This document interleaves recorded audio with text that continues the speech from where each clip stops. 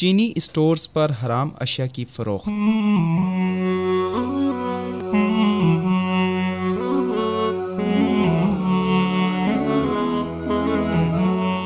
اسلام آباد first stop Pakistan کے ان پرانے چینی سٹورز میں سے ایک ہے جنہیں 2 سال قبل ان چینی باشندوں کی سہولت کے پیش نظر کھولا گیا جو کہ سی پیک کے تحت چین سے پاکستان نقل مکانی کر رہے ہیں۔ چینیوں کی پاکستان میں روز بروز بڑھتی تعداد کے بعد چینی restaurant, grocery stores, guest houses اور چائنیز لینگویج سینٹرز پاکستان بھر میں بڑی تعداد میں کھلنے شروع ہو گئے ہیں۔ چینی باشندوں کی آمد کا بہاؤ سی پیک کے بعد زور پکڑ گیا ہے۔ کئی ارب ڈالر کے اس پروجیکٹ کے تحت چینی کمپنیاں پاکستان بھر میں سڑکیں، پاور پلانٹس اور صنعتی زونز بنائیں گی۔ 2 سال قبل اس منصوبے کے آغاز کا اعلان ہوا اور آج اس کے انفراسٹرکچر پروجیکٹس منظر عام پر نمودار ہو رہے ہیں، جبکہ درجنوں پر کام جاری ہے جس کا مقصد پاکستان میں صنعتی ترقی کا فروغ ہے۔ سی پیک کے تحت شروع کیے گئے 43 منصوبوں نے پاکستان میں چینی باشندوں کی تعداد میں 3 گنا اضافہ کر دیا ہے، جن کی تعداد چینی سفارت خانے کے مطابق 30,000 سے تجاوز کر چکی ہے، جبکہ پچھلے سال 71,000 چینی باشندوں نے محدود مدت کے لیے پاکستان کا دورہ کیا۔ پاکستان میں موجود ان چینی انجینئروں، مینیجروں اور مزدوروں کے سیلاب کی ضروریات کو پورا کرنے کے لیے سپر مارکیٹس، گیسٹ ہاؤسز اور دوسرے کاروبار کی کثرت دیکھنے میں آئی ہے۔ چینی گروسری سٹورز اپنے چینی گاہکوں کو ہر وہ چیز مہیا کر رہے ہیں جس کی انہیں ضرورت ہے، مگر تشویش کی بات یہ ہے کہ یہ چینی گروسری سٹورز چینی غذائی ضرورت کو پورا کرنے کے لیے ان کے حلال یا حرام ہونے سے قطع نظر ہر چیز درآمد کر رہے ہیں۔ مثلا چینی گروسری سٹورز کو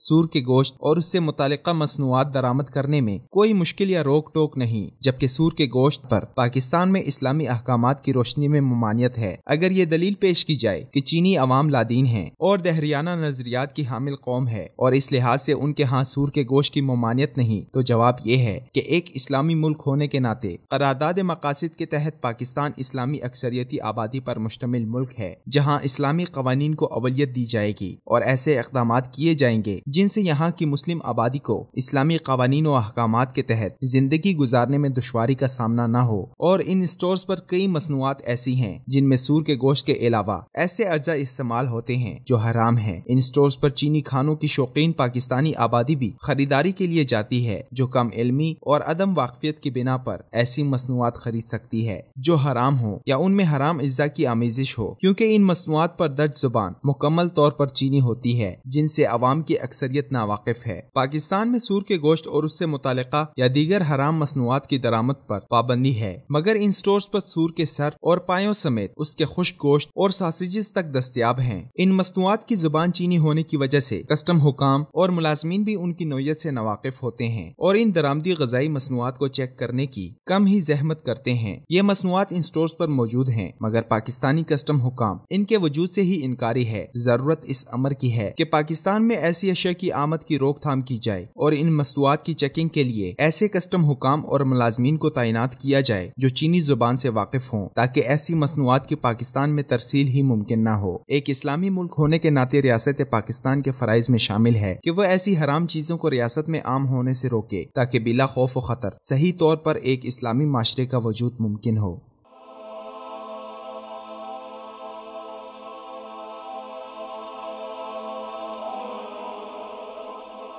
ایمان کی کرن، ہدایت کی شمع، وصال اردو۔